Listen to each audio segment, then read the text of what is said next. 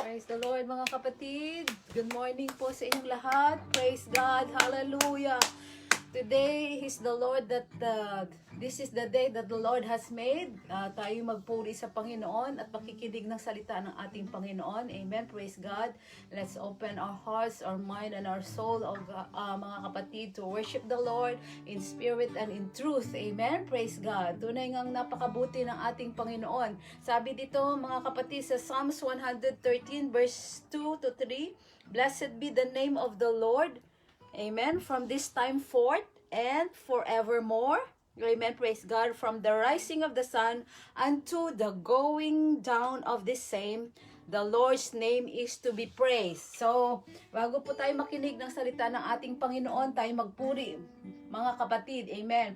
At imbitahan natin ang presensya ng ating Panginoon. Amen. Praise God.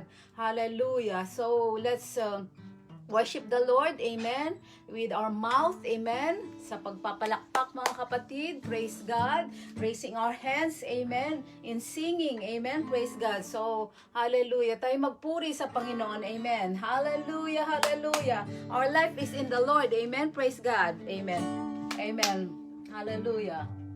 Thank you, Jesus. Thank you, Jesus. Hallelujah, hallelujah, hallelujah. Thank you, Lord. Hallelujah, hallelujah, hallelujah. Jesus. My life is in you, Lord. My strength is in you, Lord. My hope is in you, Lord. In you is in you. My life is in you, Lord. My strength is in you, Lord. My hope is in you, Lord. In you, it's in you. My life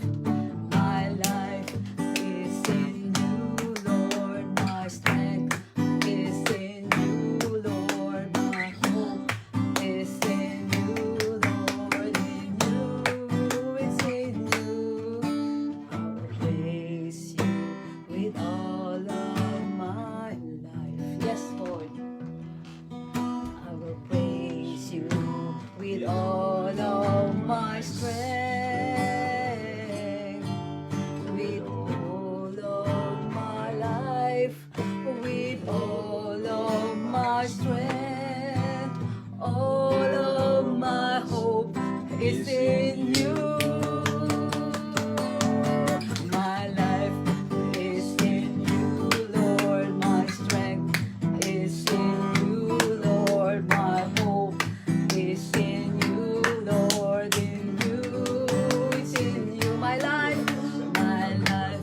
is in you, Lord. My strength is in you, Lord. My hope is in you, Lord. In you, it's in you. I will praise you with all of my heart. I will praise you with all of my strength. With all of my life. With all of my strength. All of my hope is in you. My life is in you, Lord. My strength is in you, Lord. My hope is in you, Lord. In you is in you. My life is in you, Lord. My strength is in you, Lord. My hope is in you, Lord. In you is in you. Blessed be the name of the Lord. Blessed be the name of the Lord. Blessed be the name of the Lord Most High.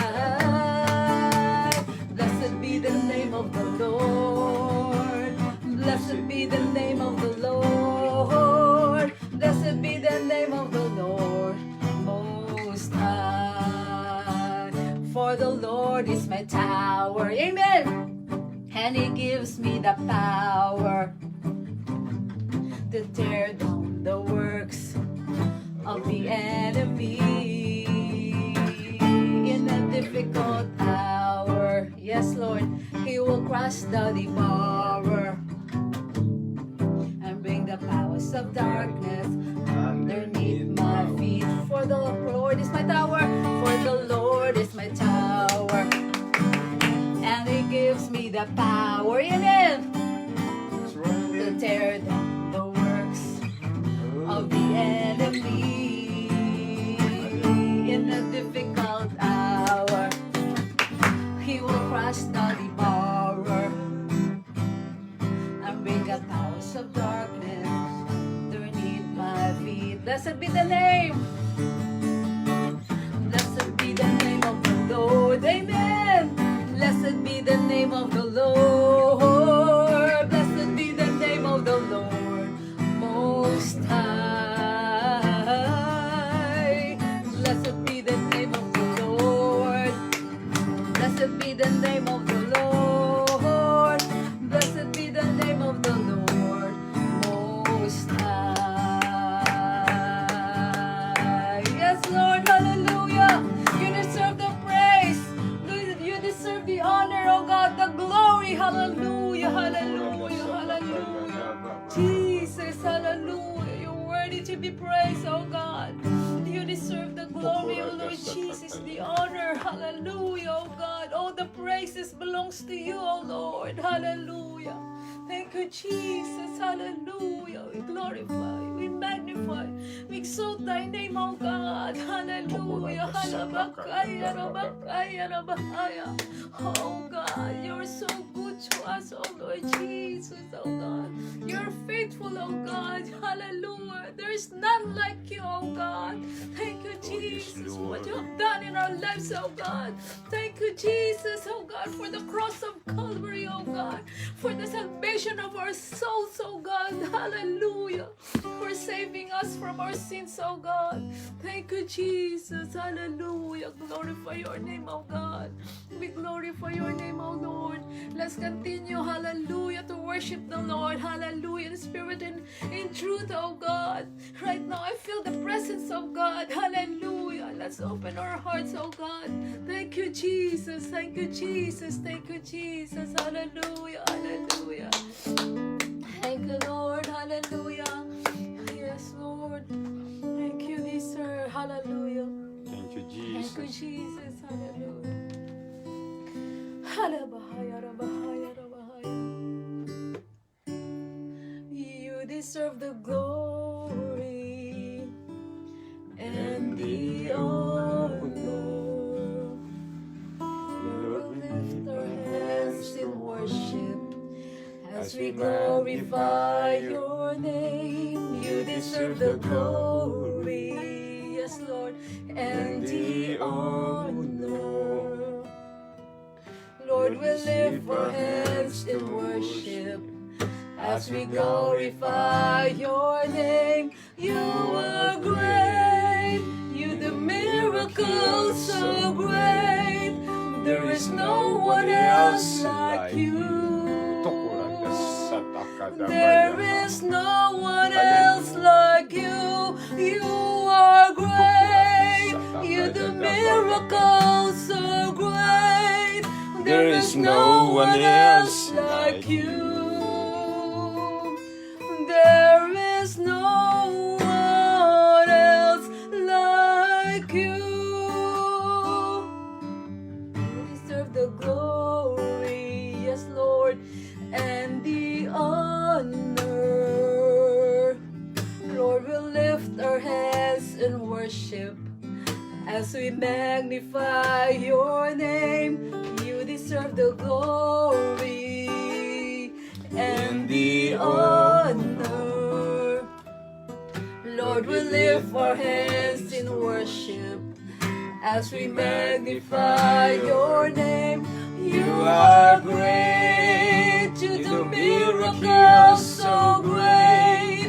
There is no one else like you.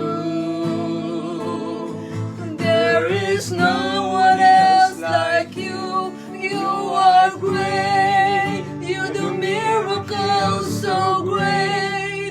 There is no one else like you. There is no one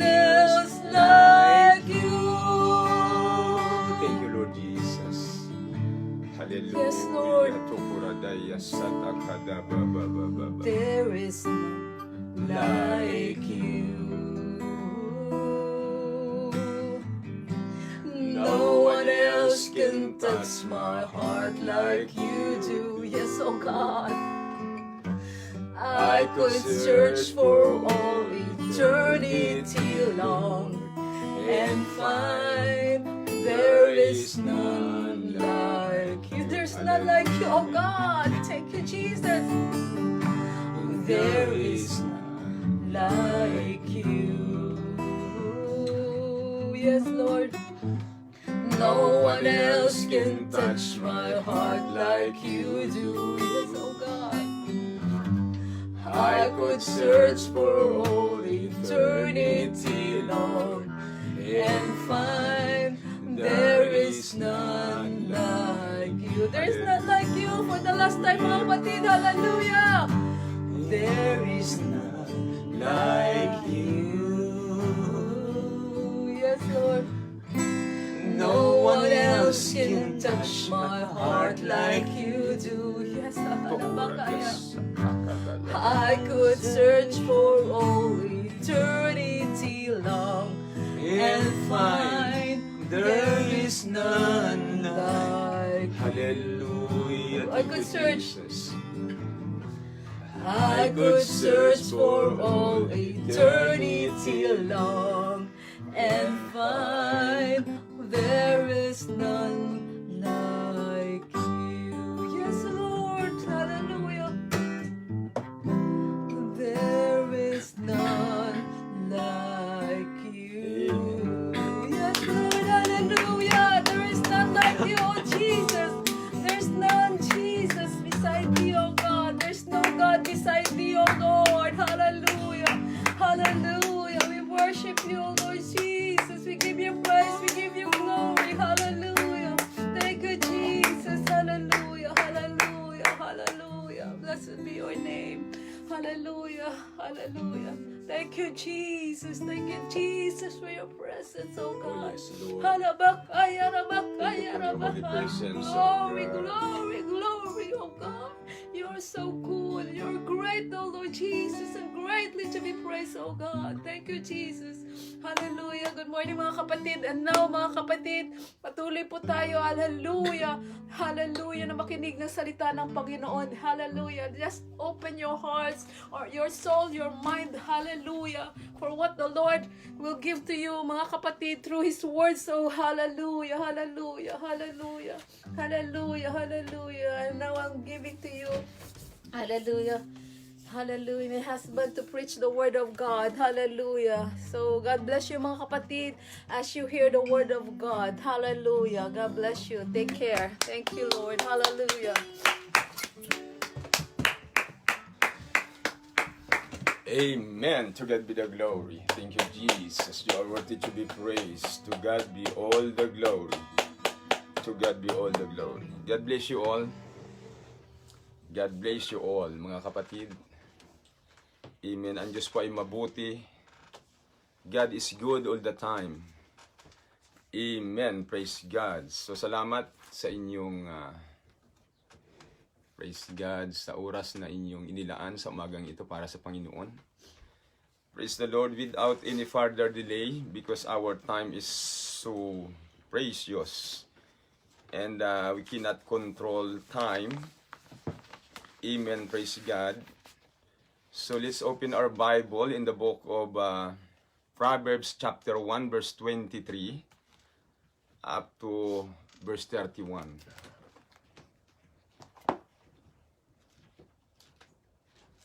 Thank you, Sister Leia. Amen. Praise God. Hallelujah. God bless you. Proverbs chapter 1 verse 23. Okay. Turn you at my reproof. Behold, I will pour out my spirit unto you. I will make known my words unto you. Praise the Lord. Because I have called and ye refused. I have stretched out my hand and no man regarded. But ye have set at naught all my counsel, and would none of my reproof. I also will laugh at your calamity. I will mock when your fear cometh. When your fear cometh as desolation, in your distraction cometh as a whirlwind. When distress and anguish cometh upon you, then shall they call upon me, but I will not answer. They shall seek me early, but they shall not find me. For that they hate knowledge, and did not choose the fear of the Lord. They would none of my counsel. They despise all my reproof. Therefore shall they eat of the fruit of their own way, and be filled with their own devices. Praise the Lord. Amen. The title of my preaching this morning, or my exhortation this morning, is When God Patience Runs Out. Amen. Sa Tagalog, nang maubos ang pasensya ng Diyos. Praise God. Let's pray. Let's pray. Let us bow down our head. Close our eyes. Amen. Sinabi ng Panginoon sa kanyang mga salita na saang dako man mayroong 2 o 3 na nagkakatipon sa kanyang pangalan, sabi ng Panginoong Hesus, siya ay naroroon sa kanilang kalagitnaan. So ginagawa natin na tayo nakayuko, nakapikit ang mata bilang paggalang sa makapangyarihang presensya ng ating Diyos, ating Panginoong Hesus na kasama natin ngayon sa oras na ito saan man kayo naroroon. God is everywhere. Amen. God is omnipresent. He is present at the same time, simultaneously. His presence, His active presence is everywhere. To God be all the glory. Abba, my Father, Lord Jesus Christ. Purihin ka sa umagang ito, Panginoon, sa buhay at kalakasan na taglay namin ngayon. Ano man mayroon kami sa umagang ito, lahat ng ito ay nagmula sa iyo. Lakas, buhay, kakayahan, Panginoon. Lahat sa iyo nagmumula. Kaya purihin ka, sambahin ka sa Espiritu at sa katotohanan, Panginoon. Tanggapin niyo po ang aming pagpupuri, ang aming pagsamba. Patawarin niyo rin po kami sa aming mga nagawang pagkakamali, kasalanan at pagkukulang, Panginoon, na aming nagawa sa iyong harapan, sa isip, sa salita at sa gawa. Hallelujah, tukuradas sa takaya. Salamat sa iyong presensya, Panginoon, na aming nadarama sa lugar na ito, O Diyos. Tulungan mo kami na aming maunawaan ng iyong mga salita. Sa pakikinig namin ng iyong mga salita ay palaguin mo kami sa espiritual. Mangusap ka sa aming puso, Panginoon. Kausapin mo kami. Hallelujah. At lagyan mo kami ng kaunawang espiritual. Palaguin mo kami sa aming pananampalataya. At sa lahat ng nakikinig sa apat na sulok ng mundo, Panginoon, praise God, ikaw ang nakakaalam ng kanilang pangailangan. Katagpuin mo sila, Panginoon. Yung mga may sakit, pagalingin niyo po. Hipuin mo sila sa oras na ito, Panginoon. At ipagkaloob mo ang kanilang mga pangailangan, O God, spiritual, material, O God, hallelujah, physical, emotional, mental, Lord, hallelujah, kumilos ka na mayroong kalayaan, Ama. Purihin ka. Pasalamatan ka, O Diyos, sa oras na ito. As we give you all the glory, we give you honor, we give you praise, we give you thanksgiving. We worship you, Lord, in the spirit and in truth. In the name of Jesus Christ of Nazareth, I pray. Amen. God bless you all. Praise God. When God patience runs out. Amen. There are many truths revealed in this body of scriptures. We have learned to think of God as being a loving kindness, merciful, and compassionate being. And it is hard to realize that one day, He will be a God of wrath. Amen. God possesses many attributes. For example, God is holy, God is love, God is life, God is righteous and just, etc., etc. Amen. God is love, merciful, faithful, God is good all the time. Amen, in full of grace and compassionate God. That is the characteristic of our God, our Creator. But in Hebrews chapter 12, verse 28, it says, God is a consuming fire. Hebrews 12:28, wherefore we receiving a kingdom which cannot be moved, let us have grace whereby we serve God acceptably, with reverence and godly fear, for our God is a consuming fire. Amen. Praise God. 2,000 years ago, God was manifest in the flesh in the person of the Lord Jesus Christ to save us, amen, through the crucifixion of Calvary, His death, burial, and resurrection. That's the gospel of the Lord Jesus Christ.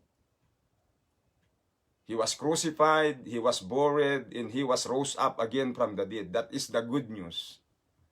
In application to the sinner, amen, like us, we need to repent, to be baptized in the name of Jesus Christ for the remission of our sins, and to be filled with the Holy Ghost in the evidence with speaking with our, amen, with tongues. That is death, burial, and resurrection. Si Kristo'y namatay, inilibing, amen, at muling nabuhay. Ang application niyan sa atin, mga kapatid, tayo'y dapat magsisi, mamatay sa kasalanan, talikdan ang kasalanan. Yun ang ibig sabihin ng pagsisisi na sinasabi ng Bible. Hindi lang yung mouth confession. Amen. At tayo'y ilibing, praise God. Yun ang equivalent ng kamatayan ni Kristo sa cross. At siya'y inilibing, tayo'y ilibing sa tubig sa pamagitan ng bautismo. At si Kristo'y muling nabuhay, tayo'y marisurek, mga kapatid, praise God, morally, maka-receive ng Holy Ghost para ma-restore tayo morally.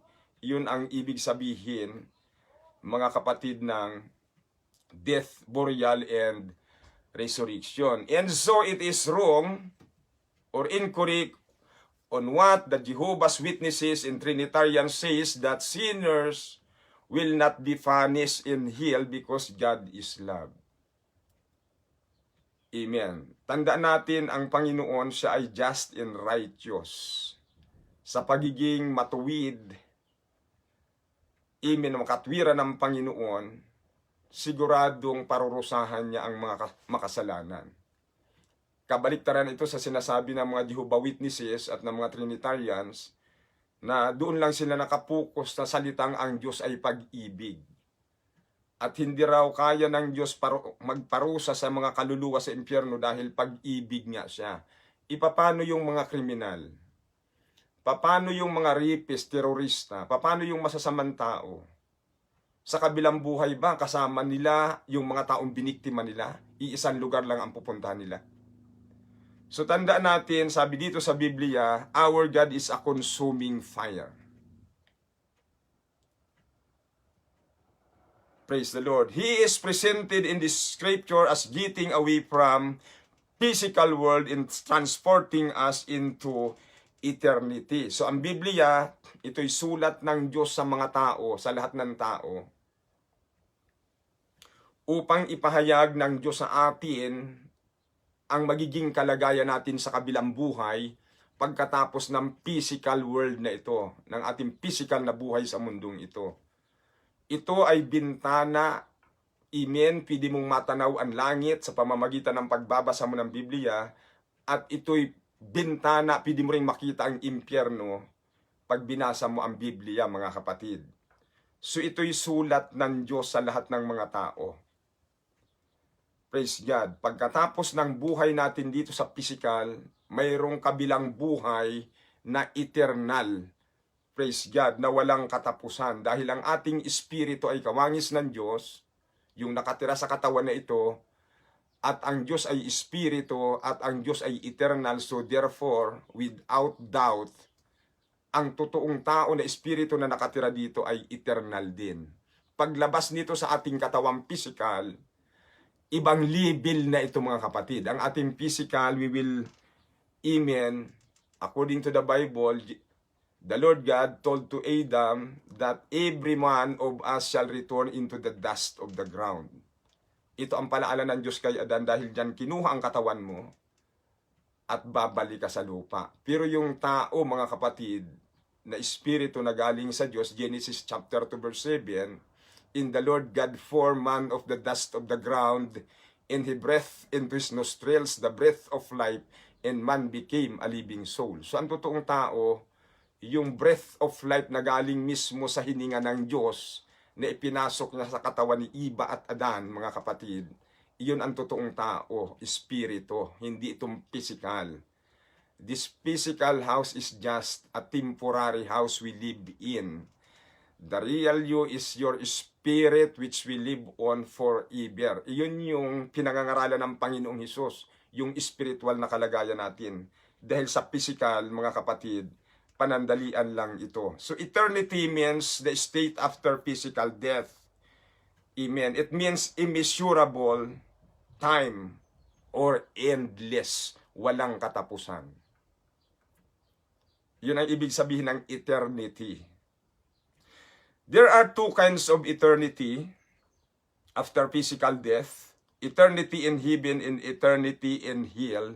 No purgatory, no neutral ground. Wala pong purgatory sa Biblia. Yan ay gawa-gawa lang ng relihiyon para pagkakitaan nila, ipag-pray nila yung namatay at sasabihin doon sa mga kamag-anak, mag-alay ka para sa kaluluwang nasa purgatory, mag-alay ka uli para unti-unti mahango siya roon. Walang nakaganon. There is no such things in the Bible, mga kapatid. Let's notice when God will not hear the prayer of man in eternity. Doon sa ating text na binasa sa Proverbs chapter 1 from verse 23, doon makikita natin na sinabi ng Diyos na pag tayo'y namatay, mga kapatid, as it is appointed unto man once to die, but after this the judgment. Pag hinatulan na ng Diyos ang ating kaluluwa, wala nang magagawa ang ating panalangin. Tapos na ang lahat. Tapos na ang lahat ng privilege. May hangganan ang biyaya ng Diyos, mga kapatid. Tandaan nyo yan. Kaya habang may panahon pa, mahalin mo ang Diyos. Iyan ang utos ng Panginoon. Thou shalt love the Lord thy God with all your heart, with all your soul, with all your mind. Bago maging huli ang lahat. God, after He has revealed His word unto the people. He always send warning before judgment. Because God is good. He is faithful and just. Hindi niya hahatulan ang tao ng ganun-ganun lang. Maraming beses na ang Diyos nagpapadala ng warning, nagpapadala ng pangungusap, ng mensahe sa bawat tao bago siya humarap sa hukuman ng Diyos, mga kapatid. Katulad kay Jonah, doon sa Nineveh, mga kapatid, inutusan ng Diyos si Jonah na magmisyon sa Nineveh para pangaralan ang Nineveh sapagkat sabi ng Panginoon, ang mga tao diyan sobra na ang kanilang kasamaan. At bago ko sila hatulan, kinakailangan marinig nila ang mensahe ng Diyos ang tungkol sa repentance. Amen. So kaya pinuntahan ni Jonah ang Nineveh. Sabi ng Diyos, puntahan mo ang mga taga Nineveh dahil ubos na ang pasensya ko sa kanila. Within 40 days and 40 nights, gugunawin ko sila katulad ng Sodoma at Gomora. Amen. Praise God. Jonah chapter 3 verse 4 to 5. So Jonah arose and went unto Nineveh according to the word of the Lord. And Jonah began to enter into the city a day's journey. And he cried and said, Yet 40 days, and Nineveh shall be thrown down. So simple lang ang mensahe ni Jonah. Within 40 days, pag hindi kayo nagsisi, pupuksain kayong lahat ng Diyos. Umabot na ang kasamaan, ang kasalanan nyo sa trono ng Diyos. Hindi niya na kayo kayang pagpasensyahan. So repentance mga kapatid, there was revival in the city of Nineveh because Prophet Jonas preached the message of true repentance. Amen. Nagsisi sila mga kapatid. Kaya napawi ang galit ng Diyos. Amen. Nagbago sila. In fact, ang hari ng Nineveh nag-declare ng National Fasting Day. Mag-ayuno silang lahat. Signs of true repentance. Hindi sila kumain sa loob ng 24 oras. Natakot sila sa Diyos para mapawi ang galit ng Diyos mga kapatid. Amen. Kaya mahalaga ang pagsisisi dahil iyon ang tanging paraan para pakinggan tayo ng Diyos. Praise God. Hindi yung hingi tayo ng hingi sa Diyos, gawa naman tayo ng gawa ng kasamaan. True repentance is not an idea, it is action. Hindi ito katulad ng itinuturo ng relihiyon na ito ang idea ng repentance, mangumpisal ka. Hindi ganun ang sinasabi ng Biblia. Yung taong kausap mo na nangungumpisal ka sa kanya, mas makasalanan pa siya sa iyo. At least ikaw yung ginagawa mong kasalaan bulgar. Sila ang ginagawa nilang kasamaan sikrito. Kaya ang tawag ng Bible sa kanila, mga hipokrito sila. Repentance is not when you cry. Repentance is when you change. Doon sa panahon na nagbago ka, iyan ang totoong repentance. The reality of true repentance comes from the heart and the result is revival. Kapag ang tao totoong nagsisi, mararanasan natin yung totoong pagbabago mga kapatid. Yung totoong pagbabago. Na tayo'y nilikha ng Diyos ayon sa kanyang wangis, ayon sa kanyang larawan. Amen. Marirestore tayo kapag tayo nagsisi. Magiging totoong kawangis tayo ng Diyos, mga kapatid.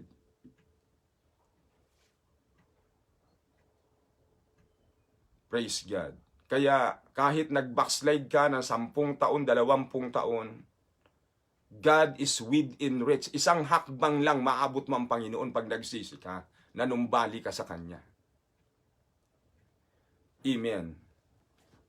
When the Word of God is preached, the expected results are not stirred up emotion nor challenge will, but change lives. Yun ang purpose ng salita ng Diyos. Kaya ipinangangaral ito. Upang ang tao magkaroon ng pagkakataon na magbago at magsisi. Hindi yung naglulundaga na parang popcorn. Amen. Isa lang yun, mga kapatid, na maramdaman natin yung kagalakan, expression. Pero pag ang tao hindi nagbabago, walang kwinta yung kanilang ginagawa, kahit lumundag pa sila, nakasintaas ng lundag ni Jordan. Linggo-linggo, kung hindi sila nagbago, walang kwinta yun, mga kapatid. Amen. Mayroong pagkakataon yung isang pastor sa Pilipinas, si Pastor Mario Pistanyo, nag-preach sa amin, nagkwento siya. Nung panahon ng flash flood sa Ormoc City, na halos 20,000 ang namatay. Dahil pinagpuputol ng mga negosyante at mga politiko yung puno sa bundok. Nung lumakas ang ulan doon, bumaha dahil ang lupa, pag walang punong kahoy tumitigas, parang siminto, hindi na kayang i-absorb ng lupa yung tubig. Umagos pababa yung baha kasama yung mga truso at nagiba lahat ng building nila, ang daming namatay. So mayroon kaming mga misyon noon na nagpapadala ng relief goods. Yung isang pastor natin doon, si Pastor Mario Pistanyo, nakasakay niya sa barko yung mga misyonary ng Katoliko na pupunta rin doon. May mga dalang ribulto. At sabi nila, Philippines is the only Christian country, amen, sa Asia. So nakisabat daw si Pastor Mario Pistanyo, no, sabi niya, Philippines is not a Christian country. This is idolatrous country. Amen. Praise God. Yun ang sinabi ni Mario Pistanyo. Hindi Kristiyano ang Pilipinas. Idolatros. Amen. Mananamba sa Diyos-Diyusan. 80% ng mga Pilipino mananamba sa Diyos-Diyusan, mga kapatid. ang totoong Kristiyano, yung nakasulat sa Bible, mga kapatid. Katulad kila Pedro, kila Pablo. Yun ang totoong Kristiyano. Hindi sila Katoliko, mga kapatid. Ang Katoliko, hindi Kristiyano. Katoliko. Kaya nga tinawag silang Katoliko kasi hindi sila Kristiyano. And that's really that is happening in this world today. Yun ang totoong nangyayari sa mundong ito. Is a violation of the first commandments in the Bible. Tingnan nyo ang Exodus 20 verse 3 to 5. Amen. Paano mo sasabihin Kristiyano sila? Exodus chapter 20. It is written in the Bible sa 10 Commandments. Mula sa verse 3. Okay. Exodus chapter 20 verse 3. Thou shalt have no other gods before me. This is the very, first commandments in the Bible. Nung ibinigay ito ng Diyos sa mga Israelita, nung pagkatapos na lumabas sila mula sa lupaihin ng Ehipto, sa bahay ng pagkaalipin, in-establish sila ng Diyos, inorganize sila, binigyan sila ng rules, ng kautusan, na ito ang guidelines nyo sa pagsamba nyo sa akin. Ang unang utos, huwag kang gagawa ng anumang larawang inanyuan sa harapan ko. Verse 4, thou shalt not make unto thee any graven image, or any likeness of anything that is in heaven above, or that is in earth beneath, or that is in the water under the earth. Thou shalt not bow down thyself unto them, nor serve them, for I, the Lord thy God, am a jealous God, visiting the iniquity of the fathers upon the children unto the third and fourth generation of them that hate me. Dahil alam ng Diyos na bago sila lumabas sa Ehipto, nahalubiluan sila ng doktrina ng Egypt na puro Diyos-Diyusan at sumasamba sila sa Diyos-Diyusan, isinasayaw ang mga ribulto sa kalsada na nakalagay sa karo. Kaya ang unang utos ng Diyos, huwag niyong gayahin sila. Huwag kayong gagawa ng ribulto ng Diyos-Diyusan at huwag kayong magbabaw sa kanila. Dahil akong Diyos na lumikha ng langit at lupa, na may-ari ng buhay nyo, is a jealous God, visiting the iniquity, from first, third, and fourth generation that hate me. Yung sumasamba sa Diyos-Diyusan, ang equivalent niyan sa kautusan sa 10 Commandments, namumuhi kayo sa Diyos, sa totoong Diyos. Tingnan nyo ang simbahan nyo, mga Katoliko, puno ng ribulto. Pagpasok mo pa lang sa labas ng pintuan, may mga nakabulagta na ribulto doon na hinahalikan nyo. Pagpasok, tad-tad ng ribulto hanggang sa altar. Tingnan nyo ang bahay nyo, mga Katoliko, tad-tad ng ribulto. Kinasusuklaman nyo ang Diyos. At sabi ng Panginoon, idinamay nyo pa ang henerasyon nyo dahil dadalawin ko ang galit, sabi ng Diyos, ang kasamaan ninyo sa inyong mga anak, first, second, third, and fourth generation, dahil napupuot kayo sa akin. That's really what's happening in this world today. It's a violation of the first commandments in the Bible. Exodus 20. We have become a country entrenched in idolatry, in that idolatry is dependency upon our government. We're supposed to depend upon God for our protections and our provision and for our daily bread, and not for idolatry. Amen. Praise God. So, doon tayo nakasandal. Doon ang mga tao nakasandal. Maging ang gobyerno, ito'y pinahintulutan nila. Na dapat tayo nakadepende sa Diyos, hindi doon sa ganung paniniwala. Kaya, ang daming sakuna, mga kapatid. Tapos sasabihin ng tao, nasaan ang Diyos? Di ba ang Diyos nyo nandiyan sa loob ng simbahan nyo? Diyan kayo lumuluhod. Tapos tatanungin nyo nasaan ang Diyos. Nandiyan dyan sa harapan nyo, yung mga ribulto yan, ang dinudiyos nyo eh. Huwag kayong magtanong kung nasaan ang Diyos. Ang tanungin nyo, kayo ba'y naniniwala sa totoong Diyos? At handa kayong paglingkuran siya. God has used many ways in making His word known today by the prophets, by the teachers and pastors, but the world would not believe. Amen. Ephesians 4:11, fivefold ministry. Ginagamit ng Diyos yan ang fivefold ministry sa New Testament dispensation upang ipakilala nito ang katotohanan ng salita ng Diyos mula sa Biblia. Tandaan niyo mga Katoliko, ang inyong pari wala ng ministry sa New Testament. Basahin niyo ang Biblia. Ephesians 4:11. Ang ministry ng mga pari sa Old Testament. Pero nabigo silang pangasiwaan ang spiritual na posisyon nila sa Israel. Kaya pag binasa niyo ang Biblia, sa lumang tipan pa, kinasusuklaman na ng Diyos ang mga pari. Biruin mo, nagtatago sila sa simenteryo para mag-ihaw ng baboy. Tapos yung altar nila araw-araw puno ng suka. Basahin niyo ang Biblia niyo, yan ang nakasulat sa Biblia.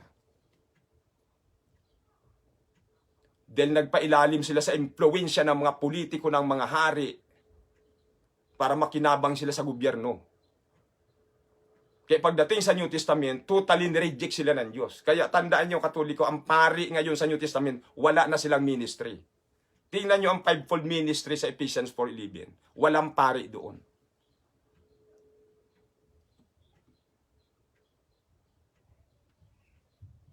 The great fact of man's calamity, ito yung sakuna na mangyayari sa mga tao.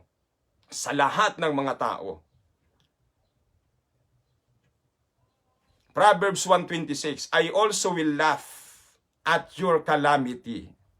I will mock when your fear cometh. Ito ang ganti ng Diyos sa inyo. Dahil matigas ang ulo nyo, ayaw yung maniwala sa salita ng Diyos, ipinipilit nyo yung kamangmangan na itinuro sa inyo ng batikan. Sabi ng Panginoon, sa panahon ng kalamidad nyo, pagtatawanan ko naman kayo. When God says a calamity is coming, He mean it will really be one. This calamity will be separation from God. That means eternal doom. Total separation from God. Amen. Example katulad kay King Saul. 1 Samuel chapter 31, 1-6. Nung hindi pa siya hari, malapit siya sa Diyos. Nung maging politician siya, itinakwil niya ang Diyos, niyakap niya ang doktrina ng politiko, ng politics. At maraming pastor na ganyan, mga politiko. Ang daming pastor na naghihirap sa Pilipinas, imbis na yun ang tulungan nila, dahil iyon yung nasa frontliners, sa field, na umaakay ng kaluluwa, gutom, walang makain, walang pang-upa sa simbahan. Ang ginagawa nito mga pastor na leader, yung kapwa nila leader na mga milyonaryo na, iyon yung tinutulungan. Dahil iyon yung kilala at sikat. Ang tawag dyan, politics spirit. Pamumulitika. Yung mga pastor na yung pati bahay ng aso nun, air conditioning na. 5 na ang sasakyan. Yung mga pastor na nasa pioneering na walang makain, hindi nila nakikita. Yan ang takbo ng politika sa loob ng simbahan ng organisasyon. At hahatulan kayo ng Diyos, sabi ng Diyos sa Matthew chapter 7, lumayas kayo sa harapan ko, gumagawa kayo ng katampalasanan. Hindi porke nag-i-speaking in tongues tayo, ligtas tayo. Iyan ay gift. Evidence of speaking tongues na nakareceive ka ng gift of the Holy Ghost. Si King Saul filled ng Holy Ghost. Pero na-reprobate siya. Dahil ang daming pagkakataon na nilabag niya ang salita ng Diyos dahil yung puso niya ang sinunod niya. Dahil naging politiko siya. So ang record niya sa 1 Samuel chapter 31, 1-6. Story of King Saul after God's reject him. Dahil sa kamangmangan ni Saul. 1 Samuel chapter 28 verse 5. And when Saul saw the host of the Philistines, he was afraid and his heart greatly trembled. And when Saul inquired of the Lord, The Lord answered him not, neither by dreams, nor by the prophets. Hindi na nakinig ang Diyos sa kanya. Maraming pagkakataon na binigyan ng pagkakataon ng Diyos si Saul na magbago. I-realign niya ang relasyon niya, ang personality, ang espiritu niya, ang puso't isipan niya sa Diyos. Hindi niya ginawa. Nag-enjoy siya sa kanyang pamumulitika. Hanggat bandang huli ni-reject na siya ng Diyos. Ang tawag doon, mga kapatid, amen, sa Biblia, reprobate mind. God will refuse the cry of a reprobate man. Hindi na, pag sinabing reprobate, amen, natapos na ang hangganan ng pasensya ng Diyos sa kanya. Dahil maraming pagkakataon na nangungusap ang Diyos sa puso niya, sa maraming circumstances, nire-reject niya ito at sinusunod niya pa rin yung gusto niya. At si King Saul ay na-reprobate, mga kapatid, nalaglag na sa biyaya ng Diyos. Ang reprobate mind, amen, ito yung mga taong napakagaling, amen, mga tuwiran pero baluktot. Napakagaling sa salita ng Diyos, pero hindi niya sinusunod. Ang unang na-reprobate si Satan, si Lucifer. Alam niya ang salita ng Diyos, pero hindi niya sinusunod. Ipinipilit niya yung sarili niyang katwiran. God will refuse the cry of a reprobate man.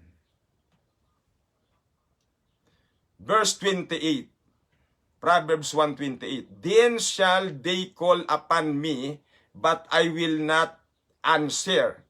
They shall seek me early, but they shall not find me. So sabi ng Panginoon, hahanapin nila ako.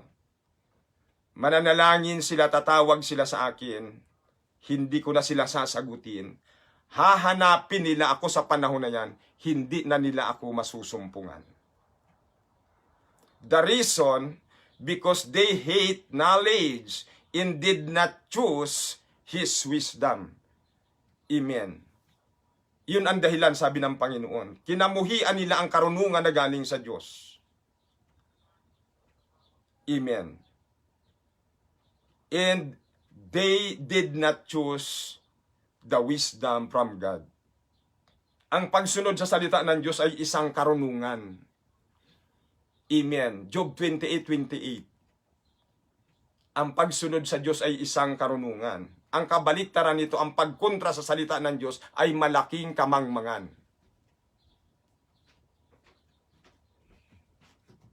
Sabi ko sa inyo, walang neutral ground. Pag sinunod mo ang salita ng Diyos, marunong ka, may karunungan ka. Behold, unto man he said, the fear of the Lord is the beginning of wisdom, and to depart from evil is understanding. Dito sa mundo, pag mayaman ka, may mansion ka, politiko ka, kilala ka, tinitingala ka ng tao. Tinitingnan kang marunong. Kahit mamamatay tao ka, politiko ka, mandaraya ka, marami kang illegal na ginagawa, womanizer ka, lasinggiro ka, nasa kasino ka araw-araw, basta marami kang pira, tinitingala ka ng tao sa mundong ito. Iyon ang sukatan nila ng karunungan. Pero sa Biblia, kabaliktaran yan, Job 28:28. Ang taong may takot sa Diyos, siya ang taong may karunungan. At ang taong lumalayo sa kasamaan, siya ang taong totoong may unawa at nakaunawa.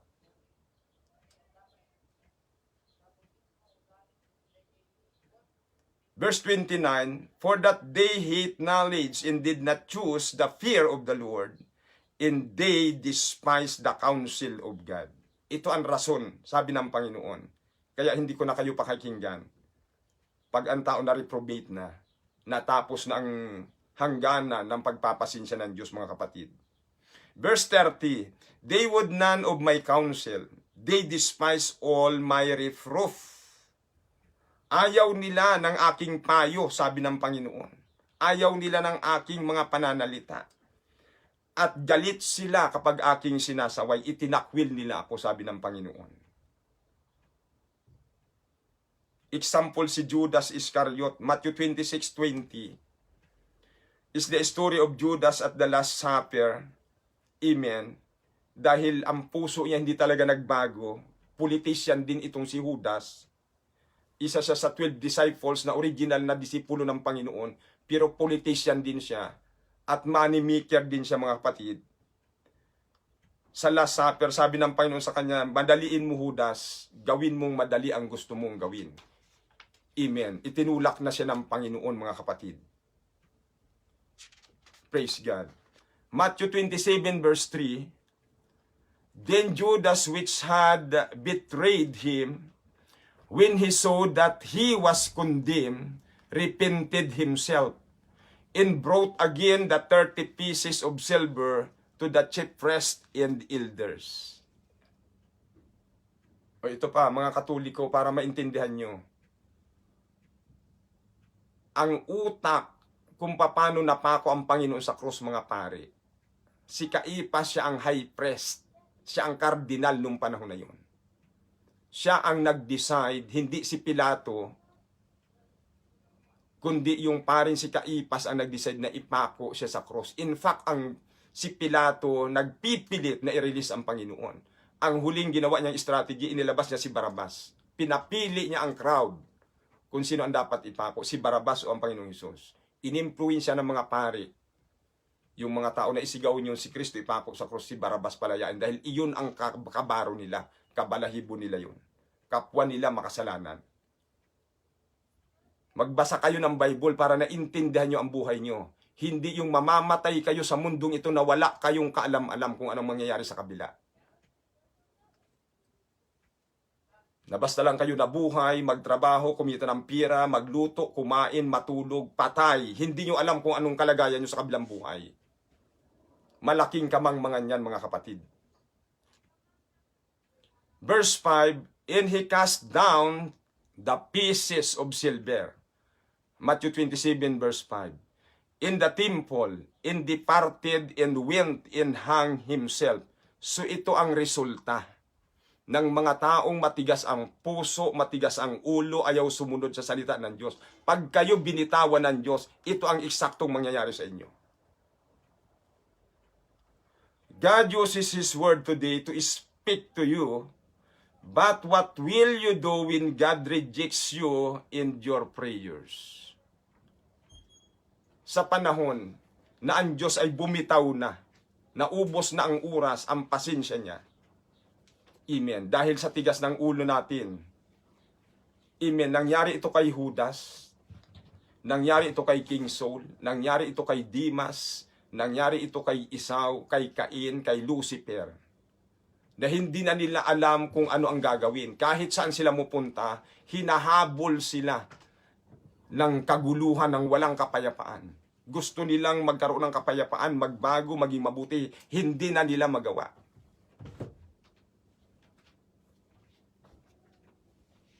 Ang tawag doon, reprobate mind. Kaya habang may panahon pa, mga kapatid, ibigay natin ang ating buhay sa Diyos. Iyon ang totoong security. Iyon ang totoong safety, mga kapatid. There is peace. There is safety in the presence of the Lord. Under the mighty, amen, hand of God. Kung sa pira tayo nakatingin, walang kwinta lahat yan. Hindi mo alam, bukas mamamatay ka na.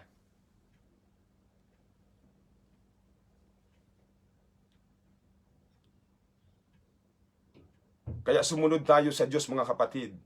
Itong mga example na ito, una si Lucifer. O, nasaan na siya ngayon?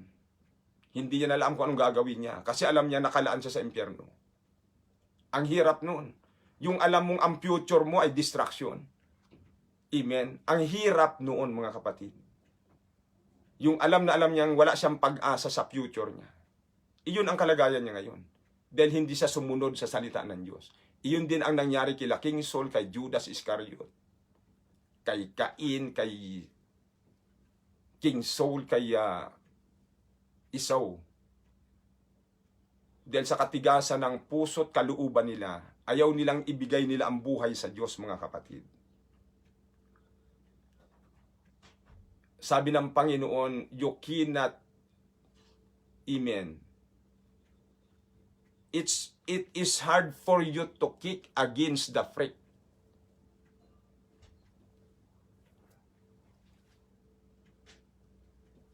Sabi niya kay Pablo, buti na lang si Pablo may mababang kalooban, nagpakumbaba siya. Kasi kung hindi, pupuksain din siya ng Diyos. Hindi mo pwedeng labanan ang Diyos, kapatid. Hindi ka pwedeng magmalaki at magmatigas sa Diyos. Dahil isang araw haharap ka sa kanyang hukuman. Pag hindi mo sinunod ang salita ng Diyos, ang Biblia, hahatulan ka kung ano nakasulat dito. Hindi mo pwedeng idipinsa ang relihiyon mo na may relihiyon ka. Kahit may 10 kang relihiyon, maiimpyerno ka pa rin pag hindi mo sinunod kung ano ang nakasulat dito. Dahil ang relihiyon, sinasabi ko sa inyo, hindi Diyos ang nag-organize niyan, kundi si Satanas. Kaya nga ang mga relihiyon nagpapatayan. Ang mga Kristiyano at mga Muslim nagpapatayan sa Middle East, sa Mindanao. Paano sabihin mong galing sa Diyos yan? Ang inorganize ng Diyos ang kanyang salita. That's why I am not ashamed to preach the gospel of Jesus Christ. For it is the power of God unto salvation to everyone that believe, to the Jews first and also to the Greeks, to the Gentiles. Ang kapangyarihan ng Diyos para iligtas ang mga tao ang kanyang salita, hindi ang relihiyon.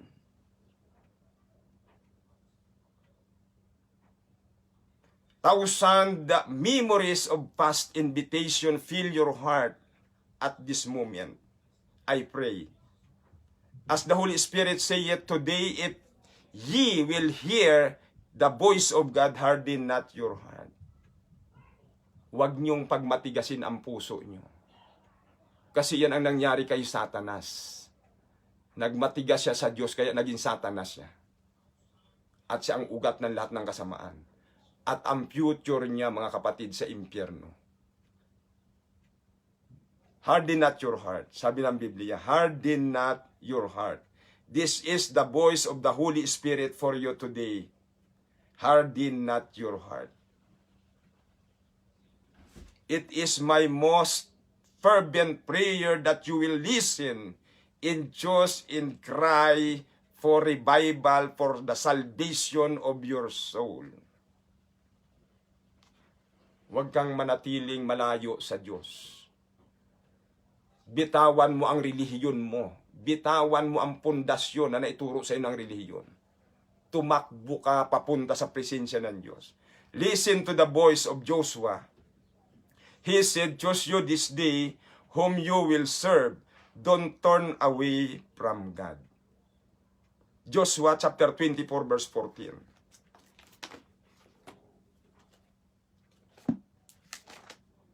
Joshua chapter 24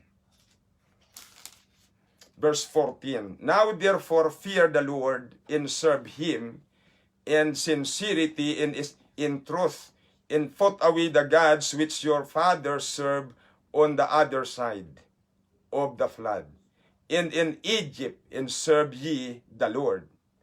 15. And if it seems evil unto you to serve the Lord, choose you this day whom ye will serve, whether the gods which your fathers served that were on the other side of the flood, or the gods of the Amorites in whose land ye dwell, but as for me and my house, we will serve the Lord.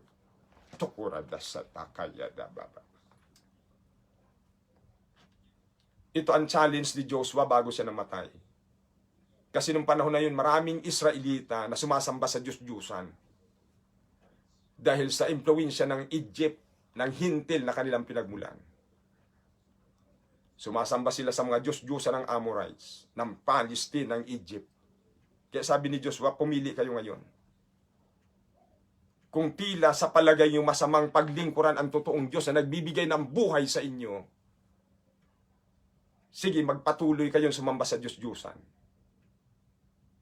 But as for me and my house, we will serve the Lord.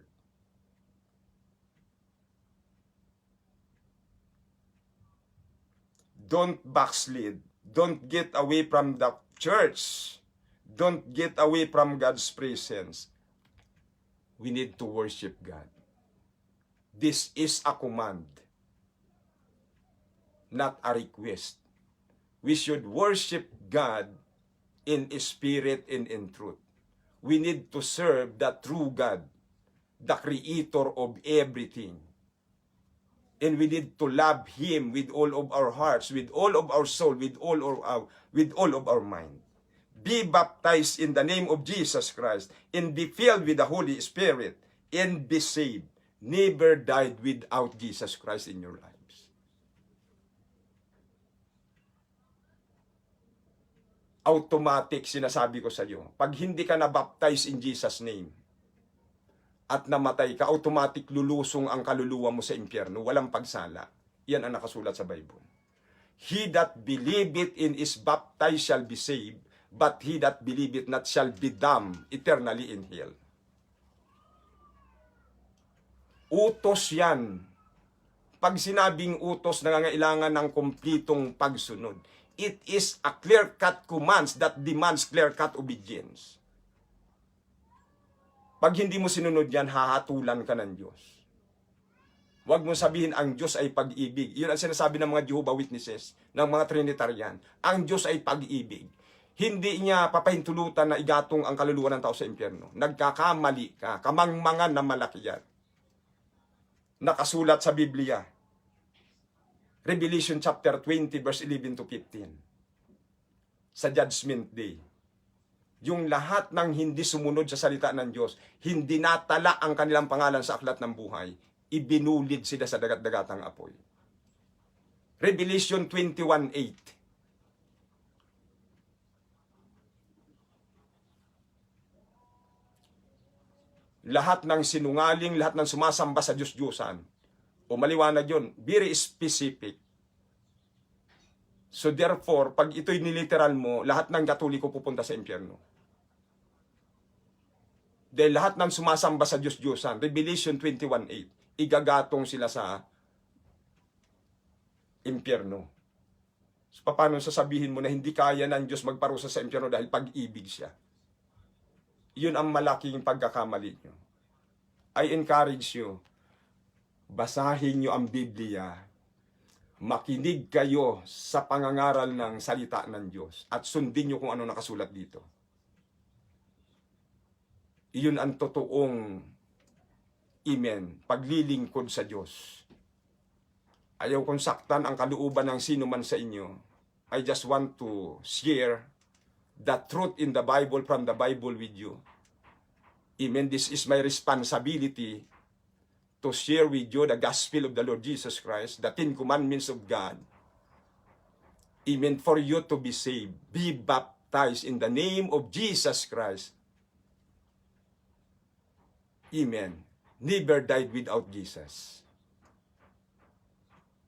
Kung gusto mong sa langit mapunta ang kaluluwa mo, sundin mo ang salita ng Diyos. Walang ibang paraan. Ang sabi ng mga tao kay Pedro, ano ang aming gagawin para maligtas? Acts chapter 2, verse 36 to 41. Then Peter said unto them, repent and be baptized every one of you in the name of Jesus Christ. Very specific, in the name of Jesus Christ, for the remission of sin, and you shall receive the gift of the Holy Ghost. For the promise is unto you, and to your children, and to all that are afar off, even as the Lord our God shall call. Kasama ang buong mundo. Hindi lang ang mga Israelita ang taga-Jerusalem. And to all that are afar off.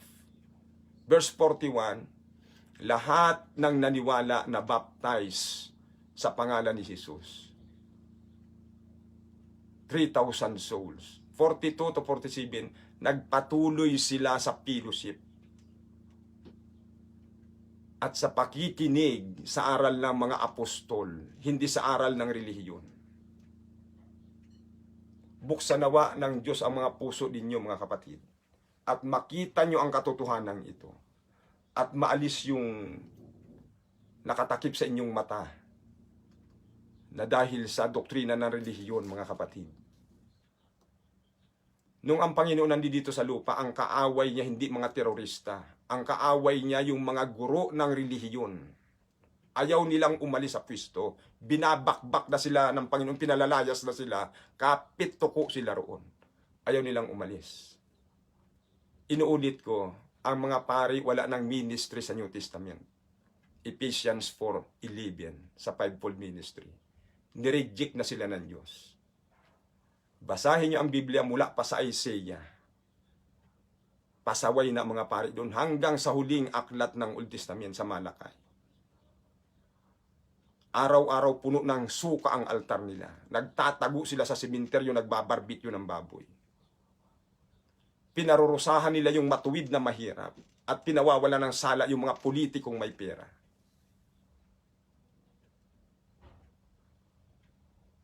Ganon kasama ang kanilang ginawa. Kaya na-backslide ang buong bansang Israel. At naging unbeliever sila. Ang Israel ngayon, unbeliever sila. Wala sa kanila ang time clock ng Panginoon. Nasa church, umiikot ang time clock ng Panginoon. Tukuradas sa takayadaba. Kaya mag-isip tayong mabuti mga kapatid. Walang pangako sa atin ang bukas. Hindi natin alam kung bukas buhay pa tayo. Ako laging ganun ang nasa utak ko. Baka bukas patay na ako. Hindi ako nangangarap na mabuhay hanggang 80 taon sa mundong ito. I am ready to go. Anytime, anywhere. Ang gusto ko lang mangyari, ma-establish yung dalawang anak ko. Wala akong pangarap sa mundong ito, mga kapatid. Dahil ang mundong ito sinumpa, nasa ilalim ng sumpa ito, during that first dispensation of time. Sa paradise, sinumpa ng Diyos lahat. Kaya ang hirap ng buhay dito, kahit anong gawin mo, hindi ka makakatikim ng magandang buhay dito. May pira ka, nandiyan naman ang sakit. Nandiyan ang maraming troubles. Ang perpektong lugar sa langit.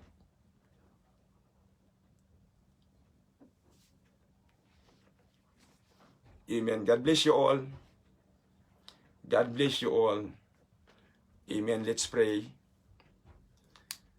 Purihin kang muli, Panginoong Hesus. Salamat sa kabutihan, katapatan at kadakilaan mo sa aming buhay. Salamat sa katotohanan na ang salita mo ay hayag, hindi nasusuppress, Panginoon, walang kumukontrol. At kami malaya na ito'y naipapahayag, Panginoon. Salamat sa kabutihan mo, Ama. Purihin ka, O Diyos. Salamat sa kaligtasan. Salamat sa krus ng Kalbaryo. Salamat sa iyong banal na dugo. Salamat sa Acts 2:38 na naka-specific doon kung ano ang dapat gawin ng individual na tao para maligtas. Tulungan mo kami, higit sa lahat yung mga nakikinig, Panginoon, sa oras na ito, na maunawaan nila kung gaano kahalaga ang katotohanan mo, gaano kahalaga ang kaligtasang ito na ini-offer mo sa buong mundo, Panginoon. At tumakas sila sa doktrina ng relihiyon. Panginoon, ang turo ng relihiyon ay kabaliktaran sa katotohanan ng iyong mga salita, Panginoon. Purihin ka, Ama, sa umagang ito. Praise God, salamat sa iyong pangunguna, sa iyong pakikisama, O Diyos. Purihin ka, Ama, sinasamba ka namin, ikaw ang aming itinataas. Hindi kami nahihiya, Panginoon, na ma-identify kami na kami ay naglilingkod sa iyo, Ama. Hallelujah, tukurala dasata kaya dabababa. Itinataas ka namin sa oras na ito, Panginoon. Sinasamba ka namin. Ikaw ang Diyos ni Abraham, ni Isaac, ni Jacob. Ikaw ang Diyos ni Pablo, ni Pedro. Ikaw ang aming Diyos ngayon. Salamat, Panginoon, sa gift of the Spirit, O God. Hallelujah. Purihin ka, Ama. As we give you all the glory and thanksgiving, I give you praise, I give you honor. In the name of the Lord Jesus Christ, cover us all with your precious blood, with your power. Ang aming mga loved ones, young ones, old ones, ingatan mo.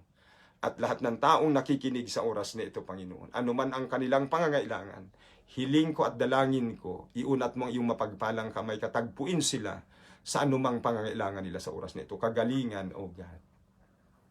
Healing from their physical sickness, O God. In the name of Jesus Christ of Nazareth. Be healed right now. In the name of Jesus Christ of Nazareth. Hallelujah. Tukuradas sa takaya dababababa. Ipagkaloob mo ang mabubuting bagay sa iyong mga anak, Panginoon. Huwag mong ipagkakait. We give you all the glory. In the name of Jesus Christ of Nazareth, we pray. Amen. To God be the glory. Thank you. Amen. Thank you for watching, everybody. God bless you all. Amen.